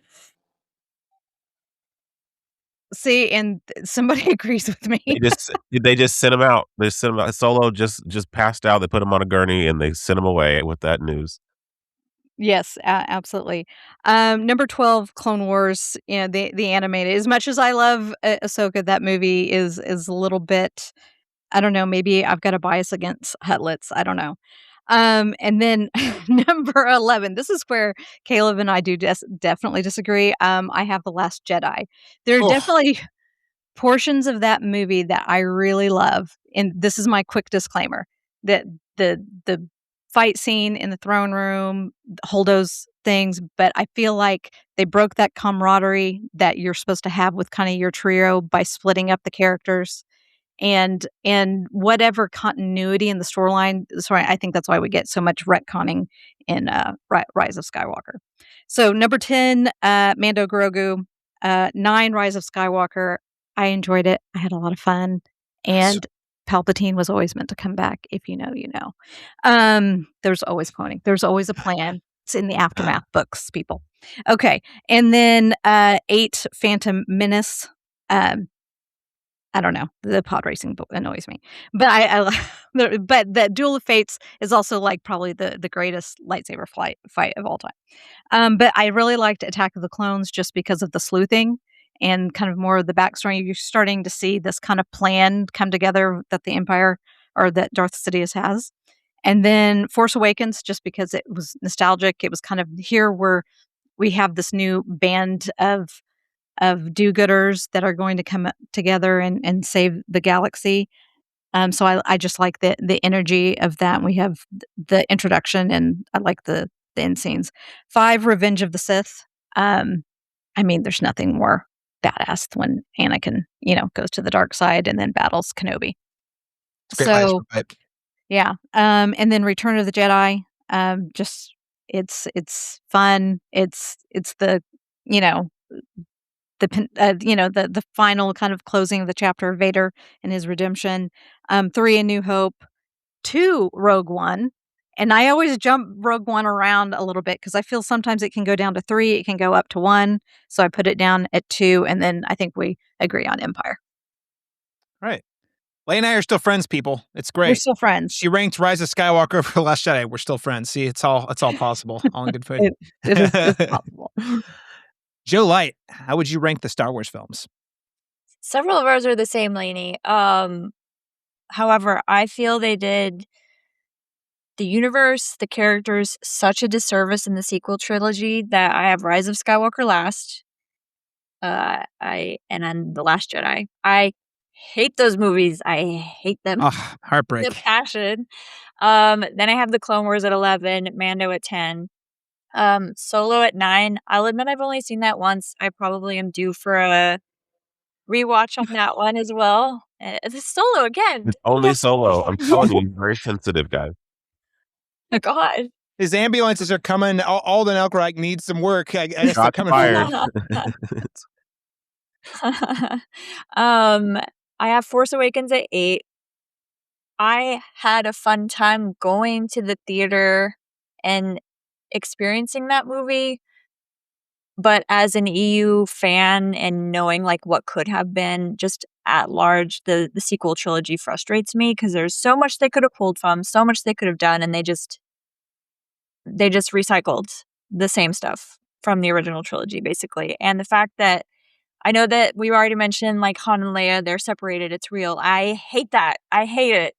They're supposed to be married and have 3 kids and be in love and be running the galaxy.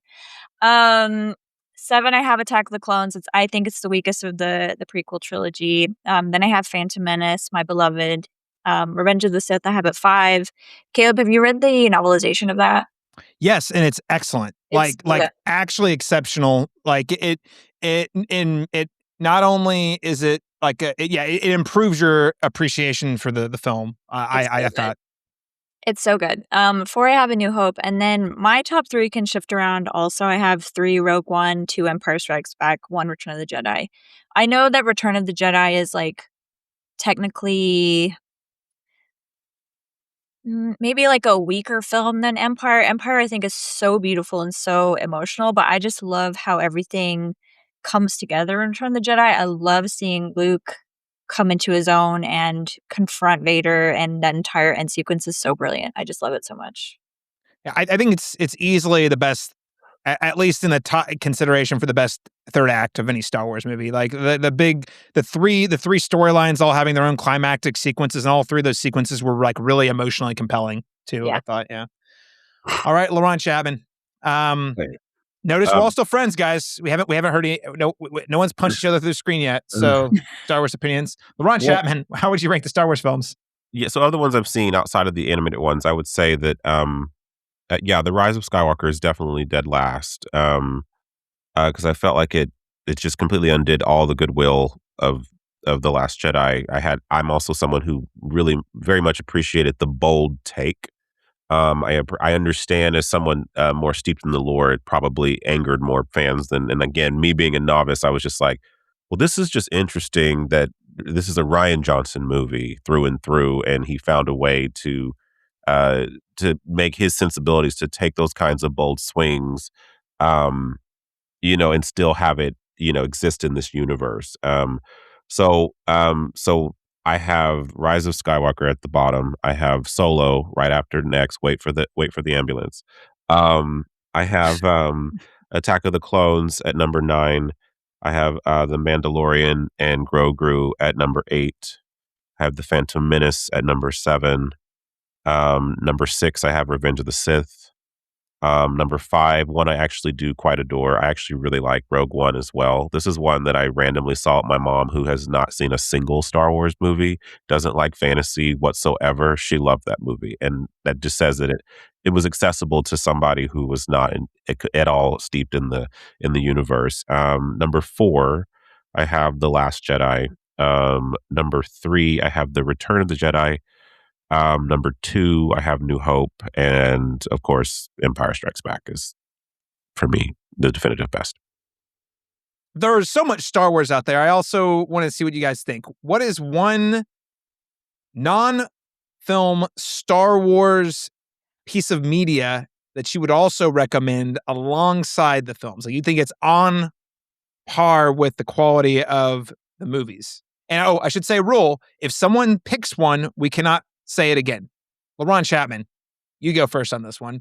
Considering that you have the least exposure. Yeah, because if they pick mine, then I don't have one to pick. But yes, I would say that, and I do think many of us would probably, it is somewhat of a cheat. I've only seen Andor, but I will say of all of even some of the films, I would say that storytelling wise, it's some of the most thoughtful, expansive, timely, urgent, like it's really saying something while using the Star Wars universe as a backdrop to have some real life, kind of real world stakes. Again, that's what I like most about these films whenever they lean into that. And this one for me is just kind of tailor made to my sensibilities. So I would say, yes, a theatrically released version of this is something I would absolutely love to see. But even in this current form is able to, conjure that kind of excitement that I think a lot of people get from these movies, but in a very adult, mature way. And so I would say Andor would be my pick for that. If we had time, we could make this the part 2 of this podcast, an Andor podcast. But yeah, I mean, totally, Laron. Andor is, like, I think, Joe, you said earlier, it's better. As much as we all love Star Wars, Andor is what it's able to accomplish from a storytelling perspective in terms of having a socio-political commentary that feels timely and timeless at the same time, and also feels very operatic while also being a spy thriller. That also is a prequel TV series to Rogue One, which itself is a prequel to A New Hope. Like, what a feat, man. I get chill. There's so many moments I get chills from Andor, and honestly probably the best writing of any Star Wars. Like, just in terms of like pure script writing, like dialogue writing. I mean, it's got to be the best, right? So great pick, Laron. And listeners, this is just this whole podcast was really just an excuse for us to pitch you to go watch Andor because it's fantastic. Joe, like, what is one other piece of Star Wars media you would recommend to listeners? I'm gonna call out one of the books specifically, The Crystal Star, by Vonda and McIntyre. It is so good. I read it. That was like one of the first ones I picked up as a kid in the library. It's from 1994. It has this beautiful cover art by Drew Struzan that I love so much. It is EU, obviously now Legends. It's Han and Leia's kids get kidnapped and they have to like use their very newly formed Jedi powers to escape. And meanwhile, Luke's out doing something with Han, I believe. It's just a fun like addition to, I think, to the Star Wars universe. It's just I have read it several times. It's really good. Drew Struzan, R.I.P. What a legend. His stuff is iconic. Great recommend there. Lanie, what is one other piece of Star Wars media that you would put up alongside a Star Wars film?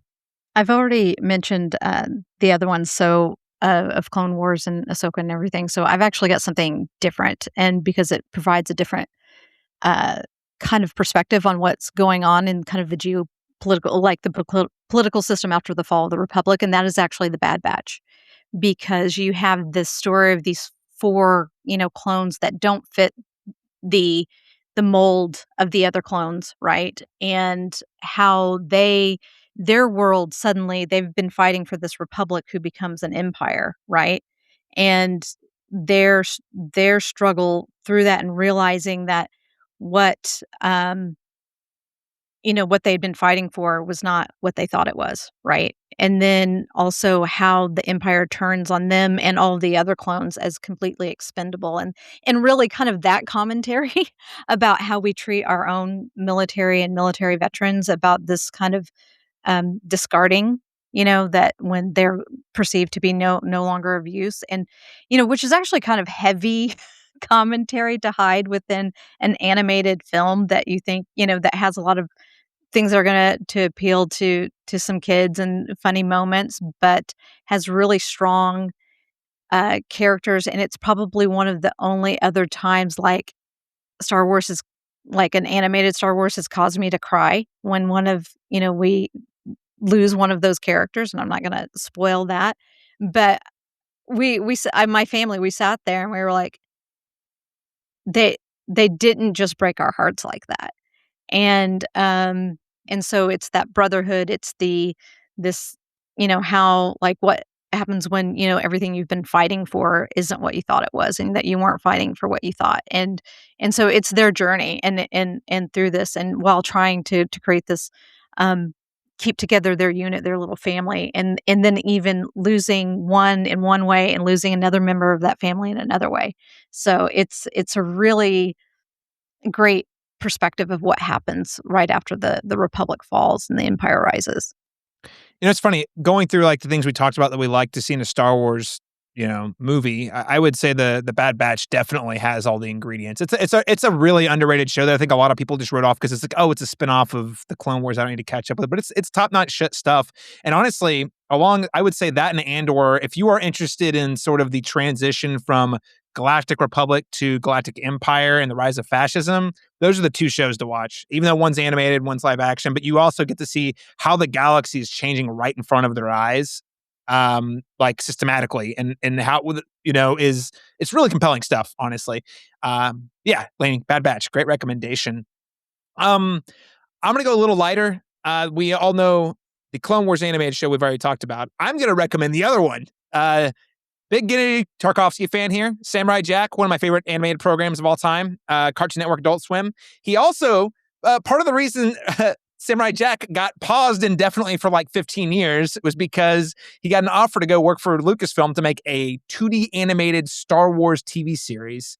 And it is some of the most bonkers stuff you've ever seen. It's all 2D. It's styled very similarly to Samurai Jack, so it's like very simplified art style, but the characters are acting like samurai. So if you watch Samurai Jack or you watch any of his stuff, even like Powerpuff Girls, for example, it's that ilk of animation, but applied to Star Wars. And when it aired on Cartoon Network, it was sort of supposed to bridge the gap between episode 2 and episode 3, and they released them over the course of like 2 years.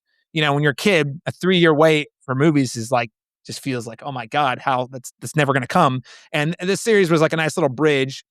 There's a lot of storytelling, not a lot of dialogue, and that's one of the things I really enjoy about it. And I think it was semi-recently added to Disney Plus. So there was a while where it was completely inaccessible. I own the DVDs still. I bought them at a closing Blockbuster.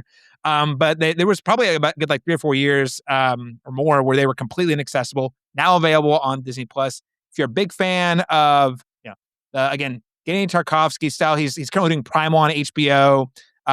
He's done the Hotel Transylvania movies, Powerpuff Girls. There's another one I'm forgetting, Dexter's Laboratory. If you're a fan of that guy, must watch. And it's super short. There's two seasons, but the episodes are 3 minutes each. They cut them together like a movie, and it's like probably 2.5 hours of content total. Really good stuff though. All right. Well, that is all the Star Wars talk we're going to get into in the spoiler-free section. So if you have any thoughts on any of that, like I said, comment below the video on YouTube or on Instagram if you're checking with us there. And or again, email us at thecinemashops@gmail.com. If you don't want to be spoiled on The Mandalorian and Grogu, if there are spoilers to be had, tune out now. What are you doing? You're not actually going into an asteroid field. It'd be crazy to follow us, wouldn't they? The possibility of successfully navigating an asteroid field is approximately 3,720 to 1. Never tell me the odds. Maybe, Lanie, there was a couple things you alluded to. I have some things I want to ask about, but what are kind of the, like, in terms of spoilers for the even for the Star Wars fans, or if you know, what are some things you'd like to call out? Well, like the Easter eggs that I noticed. Of course, in the big arena battle scene, when the creature picks up the other creature and like slams it down, and you notice the overhead view is of the chessboard that they play on the Millennium Falcon. Oh. There's and the hologram picks up that same character and slams it down. They're the same creatures, or very closely to the same creatures. They look similar. Yeah. And I was like, and I mean, heck, my daughter clocked it. She is, she was like, hey. So that was one of them. I'm trying to think what was the other one was now that I was like, oh, and then of course Rada, the callback to the Clone Wars movie, is the Huttling that Ahsoka and Anakin rescue from Asajj Ventress, and and go, and there's this whole conspiracy, the Hutts to try to get the, so that Rada, we were like, oh, okay, and then now he's grown up, and that's the part that I felt was very Saturday morning cartoon. He's like, I want to be my own man, so. My dad was a gangster and a thug. I want people to love me for who I am. That was sweet. That was nice. I just wish it actually, that's a great segue actually. I kind of wish it kind of led to a meaningful character growth for Mando or Grogu. So one of the main questions I want to ask you guys about is, this is definitely leaning into a lot of trope, like it riffs on Lone Wolf and Cub, is a manga series that was turned into movies. These movies lift heavily from that we haven't mentioned yet. So stories of fathers and sons, being a parent who also learns from your children. Again, we see that with Rada the Hutt most prominently. How thoughtfully do you guys feel like this explored the parenthood? I feel like it's more, because we never really saw like Jabba the Hutt parent, Rada, right?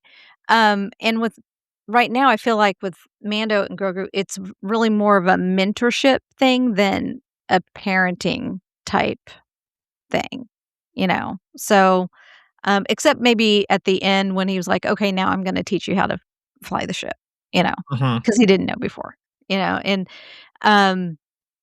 so that's where I was like, I don't feel like it's necessarily a father son type of dynamic just yet. I don't know. Oh, well, okay.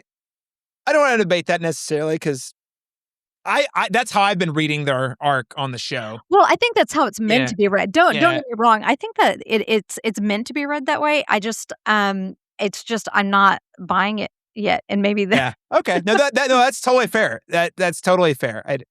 Joe, what do you make of this? Manu Grogu, is it father son? Is it Jedi Padawan? How are we supposed to interpret this relationship? Yeah, I mean, they've written themselves into a corner by not letting Grogu talk. Like, there's only so much you can do playing off of a character that its only trait is like being cute and occasionally using the Force. So, and I will say, like, I love the Clone Wars. Obviously, I love a lot of the TV, but I don't know that Dave Filoni should be writing features. I hated some of the dialogue that Rada had, where it was just like, I'm just showing up and I'm going to tell you everything that I'm upset about and everything that I want and all my goals. End of scene. It's just like I thought that writing was incredibly clumsy. Could have worked in a TV episode, maybe of Mando or Clone Wars, but here it's just really heavy-handed and I did not like it at all. I think the only thing that I didn't say, like, in the spoiler-free version is, like, I guess the only thing this film gives us that's new is that, like, Hutts can be good, so it's not all Hutts. It's like, they're not all bad, I guess. I don't know. Yeah, I don't know that there's, like, any thematic meat here, because yeah, no one's, like, really growing. The relationships aren't changing, like, nothing's really happening. Listen, we can't have Star Wars having opinions about anything, because if that do, those opinions will surely rub someone the wrong way. So let's just make it Right. as sanitized as possible. I mean, that's Right. how it felt to me. Again, the action sequences were cool. Like, I mean, there's a number of them. I thought the chase through the city was cool. All the arena stuff, everything with the arena was really rad. The climax. Oh my gosh, the climax. Guys, did you know the New Republic just committed genocide? Din Djarin, apparently they can just take orders from the contractors. The contractors like, just blow up this location. We Yeah. saw the Hutts were all living there at the beginning of the movie. Those Hutts had nothing to do with this, I guess. They had to get them in the starfighter somehow. Like, we had to see Yeah. it. And we Yeah. had to have Dave Filoni flying one of those Oh, yeah. X-Wings too. Like, get out of here. I don't need to see you in this movie 2 times. Well, it was two or Yeah, 3 he was- times. I was going to say he was at the bar in his, was at the bar. in his cowboy Yeah. hat. Yeah. You know, he barely even bothered to change, for that. No,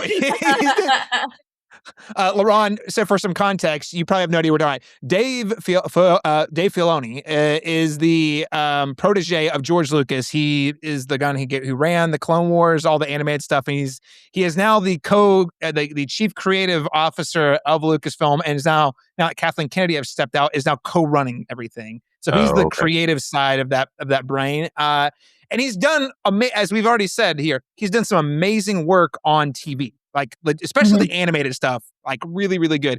His live action stuff, in my opinion, has been a lot more dicey. Like, I thought Ahsoka season 1 has pretty high highs, but also some kind of low lows, and that was his baby. So the jury's still out. However, we call this out because iconically, he's always wearing a cowboy hat. So he's like last 20 years, anytime you see him, cowboy hat.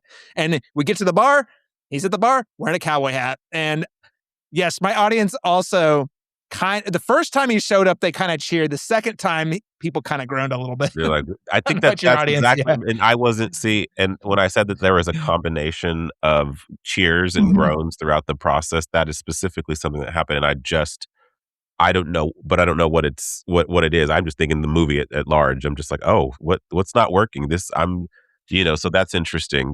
That context is interesting, and it definitely illustrates that for me for sure. He's living his best life. He got Yeah. to, Yeah. he's got Well, this yeah, new yeah, job. he is. Yeah.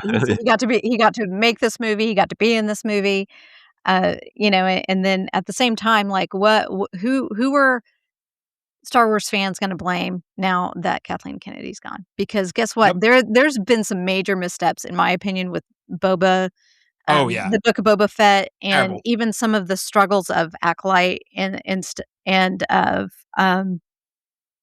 and just some of the things that we've seen, that we've talked about, that Kathleen Kennedy had nothing to do with. If anything, she just gave her people the freedom to do and to go, and a lot of those decisions have been made by Dave, or rubber stamped by Dave, and Jon Favreau and Yeah. like, when they're mad in a year, like she's not going to be there as the easy target. Listen, everyone knows Star Wars fans, specifically male Star Wars fans, love getting angry at that they find the closest woman to proximity of power and just take it out on her. And yeah, that's real, and it's unfortunate and sad.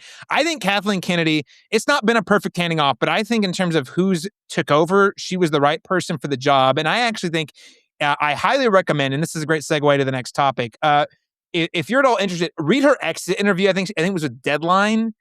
Lot of insights into what was going. I mean, she's not specific. She's very careful not to name specific names or most of the time. But there's a lot of times where she's basically like, we wanted to do this or we wanted to do that, but then certain people said no, or she was saying Bob Iger. She was saying Bob Iger. Like in terms of like, why hasn't Star Wars been risky lately? Like, why haven't there been more movies? And like, I would say almost none of that is her fault. I think, in fact, I think she was one of the ones who was championing the solo team, and I think she only fired the Lord Miller because like Bob Iger was like, this movie is getting too expensive. Like it's so. Anyway, that's a little of editorializing and interpreting. Highly recommend. I'll link it in the show notes. There's a whole interview with Kathleen Kennedy. I think she's been great for the job. Really curious, and that's the thing. We're kind of at an interesting transition with Star Wars because we don't really know what the future looks like. So, since Disney bought Star Wars in 2012, the studio greenlit so many projects. I'll link this to literally more than a dozen, by the way, that have been announced or canceled. Here's some examples. We have actually, just recently in the news, Damon Lindelof was on The Ringer talking about his movie that he was making where they were going to do like the Protestant Reformation, but within Star Wars. That got canned. That's one example. We have the Game of Thrones guys, Weiss and Benioff, announced a series. That got canceled. Gosh, I mean, there's a lot. Oh, here's a really big one. It's still making headlines. The Hunt for Ben Solo, Steven Soderbergh got together with Adam Driver, and they had a completed script and everything. And that got shelved, and to the point where Steven Soderbergh's like, if they asked him to make it today, he's like, "No, I wouldn't do it." Like, so there's just project after project after project. Zack Snyder had his name attached to something at one point. These movies have been announced, and then they don't go anywhere. And with Kathleen Kennedy stepping down as the head of Lucasfilm, she named Dave Filoni, and I'm going to say her name wrong. I think it's Lynwyn Brennan as her successor. So it's a co-leadership deal, kind of like Netflix co-CEOs sort of thing. She said on her way out, most notably, she said, anything's possible if someone is willing to take a risk. It's just sort of, I thought that was a really friendly way to say, I tried really hard to do more cool stuff, and the powers that be would not support me. That was how I interpreted that anyway. So I'm curious for you guys, like, there's so many different projects that were announced. Like, are there any of those unmade projects that are particularly interesting to you? And I'll throw it to you first, Joe. I mean, of those, despite my hatred for the sequel trilogy, I am intrigued by the Ben Solo movie, just because I do trust Soderbergh as a writer and director, because at least he does like interesting things. Yeah. Like even when he misses, which sometimes he does, just because he works so much, at least it's interesting. So Yeah. I would be behind them picking that up again, I think, just because I think it could be darker. I think it could be, and I do think that Adam Driver as an actor is really good, and he also makes interesting choices. So I would be down to see what that would be.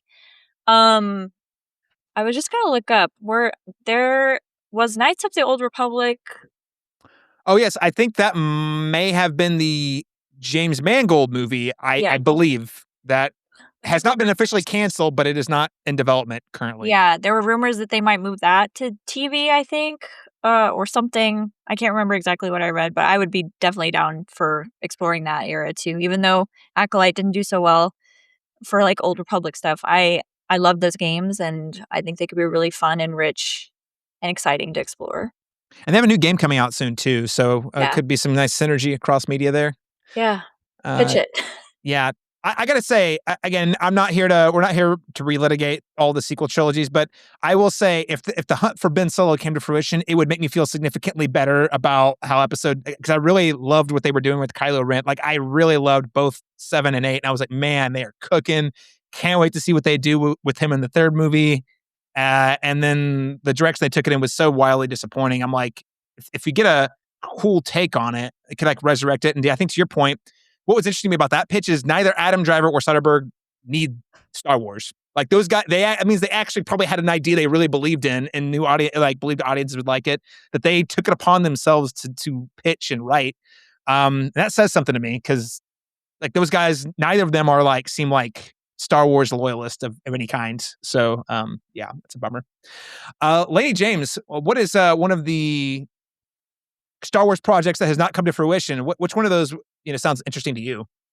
Well, I think maybe they're doing it in a different version now with the Starfighter movie. But I was Patty Jenkins was supposed to do Rogue Squadron. Oh yeah, which I was actually really excited about. I was like, oh wow, this should be really interesting because you're going to get dogfights. I think it was kind of pitched as this kind of World War II dogfight style of these this squadron. So I was like looking forward to that.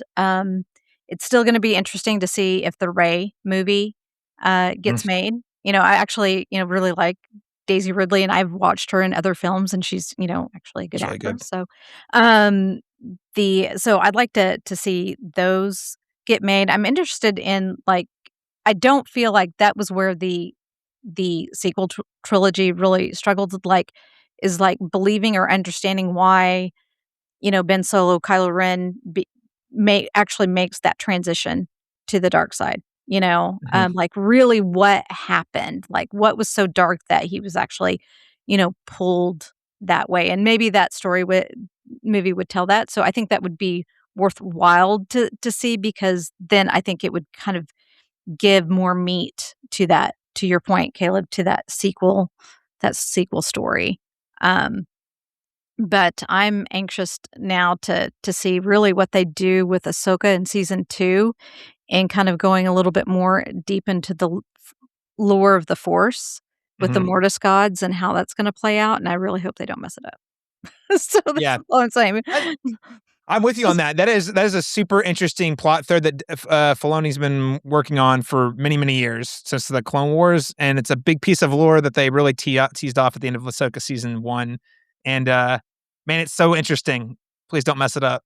Yeah, and I like these things of these kind of Jedi that are in between. They're not quite Sith or dark side users, but they're no longer Jedi, which is why I think Baylan Skoll and Shin Hati have this kind of really interesting. He's kind of raised her as a Jedi and not as a Sith, but not completely. So it's because he does, I think, refer to her as his Padawan. I can't remember, maybe not. So don't come after me, internet, if I got that wrong. Well, Ahsoka season 2, we're also presumably going to get more Thrawn and zombie crew, which pretty down for more of that. So yeah, sign me up. Laron Chapman, not a bad guy, by the way. Thrawn's not a bad guy. If you read some of the, at least Timothy Zahn's new books, Thrawn's the kind of guy you would want to work for because he takes care of his people. I'm just going to put it out there. See, Joe knows. Joe is just like, oh yeah, I know what you're talking about. I will say, I do feel like the TV series, the animated series in Ahsoka did a good job at. I mean, I haven't read the novels, but I feel like that was apparent to me that he has his own agenda, and he's also leading his team in a very specific way, and they're his people, and he's also kind of taking care. Yeah. So he's a very interesting bad guy. Maybe one day on the big screen, maybe. Laron Chapman, as the most casual of the Star Wars fans among us, which project is most enticing to you? No, I'm also intrigued by the Steven Soderbergh thing. One, because I'm just a huge fan of his. I guess they kind of describe him as a journeyman filmmaker. Just kind of does to describe his ranking his movies. I've done this with all of my favorite directors, and it's kind of impossible to do his filmography because he's so genre-wise, tonal-wise, just all over the place. Done some very interesting things. I agree with Joe that a lot of the work that he's done, some of it has not always landed, but it is always interesting. Just last year we got 2 very interesting features from him. I was a huge fan of Presence, maybe more than most people, but just as a ghost story, I found that very intriguing, a very effective use of a ghost story that we haven't really seen utilized in the way that he did from the vantage point of a ghost luring around in this house, but you never see the entity. I found that very fascinating. Then also Black Bag was, another one, like a kind of a not an action heavy spy thriller, but more of a cerebral, heady kind of spy thriller, one that's more talky than anything else. So if anything, I just think that he would bring a new energy to it, which is what I feel like when we get so steeped into the minutia of these things. Like that's what I think is where you start going in interesting and fun directions, is when you have a director that can bring an energy that wasn't present in the franchise before. And then you get excited about this again because it feels like there's new places for it to go, and that you're not just spinning your wheels in a circular way that some of the IPs, including the movie that we're reviewing today, just kind of feels like, like, yes, it has its fun, it has its charms, but it's not really going anywhere. So I feel like that's, what can change in that direction isn't just the new stories that can be told, but the people that are actually telling those stories as well. Yeah. Yeah. No, I think that's well said. I mean, I think the Hunt for Ben Solo is certainly the most intriguing one, just because, again, like you already said, I love I love Adam Driver as an actor. I love Soderbergh as a writer-director. He's got such a mastery in terms, like he's a journeyman director, but he's done so many different genres and done them like incredibly well. Like Black Bag's a great example of that. Feels like a movie that a very specific type of filmmaker would make. Yeah. And he's not like Soderbergh did it like better than people who write spy thrillers. You know what I mean? And so just to see a guy like him working on Star Wars is definitely pretty enticing. I don't really have a specific. I mean, listen, here's the thing about Rise of The Last Jedi. I love Rian Johnson was supposed to get his own trilogy. At this point, he's gotten his Knives Out movies, and those are going great. So let's stay on that train. I'd rather his time be focused there anyway. But I will say the thing about Rian Johnson's Last Jedi, or a thing like Soderbergh doing a Star Wars movie, it's just the whole promise whenever Disney bought Star Wars was they were going to pass it on to the next generation. You had all these filmmakers who grew up being inspired by the original trilogy, who now were at the caliber, of talent to actually make their own Star Wars. And they were promised they were going to have all this creative freedom in order to tell the stories they wanted to tell. And that's the thing. Love or hate Last Jedi, that is a Rian Johnson movie. And, for some people, that's a major detractor. For me, that felt like, oh my God, this is what it can be. Like, it could be a director come in, work within the sandbox, deliver a story that is uniquely from that director, that also feels like Star Wars. And it's also pushing like what's possible in Star Wars forward. And I don't have a strong preference on who does it next. I just want someone to do it. Whereas I feel like Jon Favreau is just kind of coming in and, yeah, it's fine. He's doing the job. I don't think he pitched this to Disney as much as it's like, they're like, hey, we need to get a movie in the theater fast. Can you do a movie version of the TV show that you produce? So I don't really have a strong preference at this point. As long as it is a director with a vision that is compelling. Could be the James Mangold film. Heck, Taika, here's the one. Taika Waititi has a movie that's apparently, like, he's written a script for that. There's Donald Glover has a Lando movie he wrote. Like, there's all these projects that I'm like, I don't, at this point, just give me one that is not like hyper sanitized or watered down by the bureaucracy or sort of like the brand safety that Disney, I think, has leaned into with this movie, Mandalorian and Grogu. So, listeners, what do you want to see? Again, social media, Instagram. You can comment on YouTube. We're at the Cinematrop. Wow, 2 hours of Star Wars, guys. Uh-oh. Sorry, that was me in a an alert here in Southern California. So listen, everything's all safe. we got ambulances coming for Solo, a Star Wars story. We got alerts coming for 2 hours of Star Wars talk. That's the world we live in these days. Hey, really enjoyed the talk. Lanie and Joe, thank you so much for taking some time out of your day to talk about Star Wars. It's been a real pleasure. Literally anytime. Yeah. I hope next time we have more to talk about. within that actual movie. We do have one project. Star Wars Starfighter is the one more movie we have coming out this year. I don't have a ton of faith that it's going to have a lot of substance, but I do think it'll be fun because it's directed by, stars Ryan Gosling and directed by, I forgot it, Sean Levy. So how innovative is it going to be? Not really sure, but I think it'll be a fun time. And that comes out next May. So maybe we'll be sitting here again in a year chatting about a different, hopefully better, more risky Star Wars project. Lanie James, Darth Mom, where can people follow you and your work online? You mean my collection of, spending too much money on trading cards? It would be on Instagram at Darth.mom, MAUM. It's kind of a little pun off of mall. I just changed out the L to an M, so it's Darth.mom. And, I definitely I was at a card show this weekend. I made a couple great pickups, a great sketch card of Vader. And Nice. and then I got another Anakin card, and I just working on my collection, so you can find cool things like Grogu from this one was from New York Comic Con from Topps, so I picked this Nice. one up recently because it was a super short print. So we can talk about that. So Star Wars collecting, at some point, which would be a lot of fun, and how movies and stuff kind of impact the market and who the most popular Star Wars card is. And in case you didn't know, the 1977 Luke Skywalker rookie card, his very first card, sold recently for, hold on, I want to make sure I get this right, because in case you have any of these sitting in a closet somewhere, and what you do is you get them evaluated. And this is gonna be like whiny baby Luke, the one everyone likes to make fun of in the white robes from A New Hope. No. No? His Star Wars, his number one. I'll send you a link of what it is, of what it looks like. He's actually wearing the Stormtrooper. Oh, okay, yeah. And All right, it's card number 1 out of the 1977 Series 1 set, in perfect condition, which is considered a PSA 10.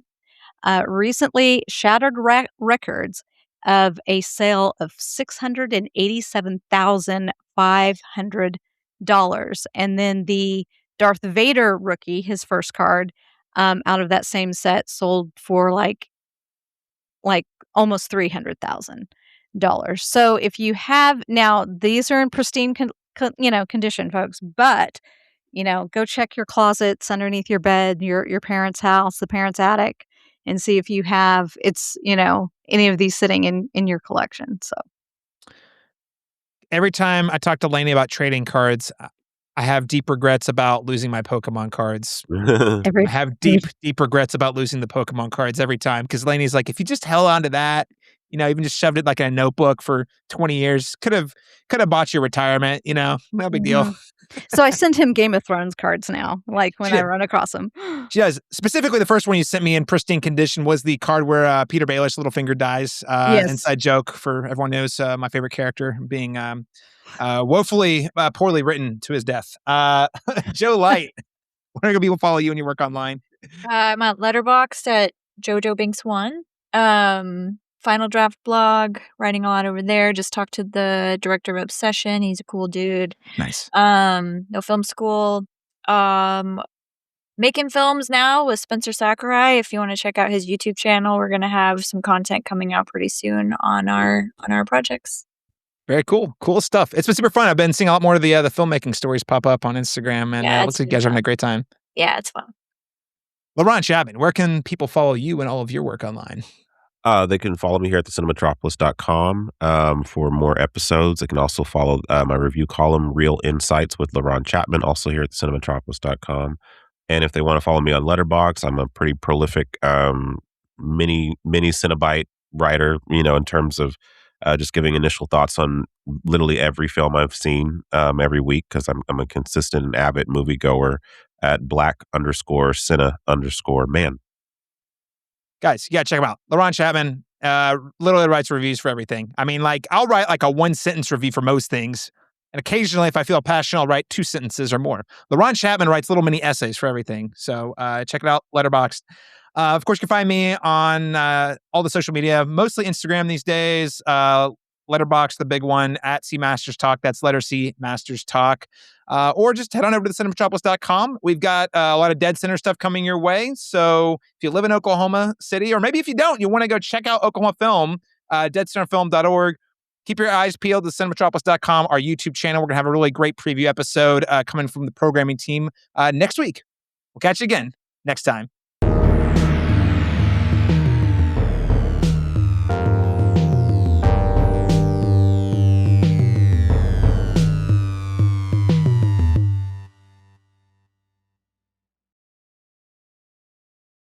Guys, I can't believe we didn't talk about Babu Frick on this podcast. We failed the fans. We failed ourselves. Babu Frick is a scene stealer. He was so great.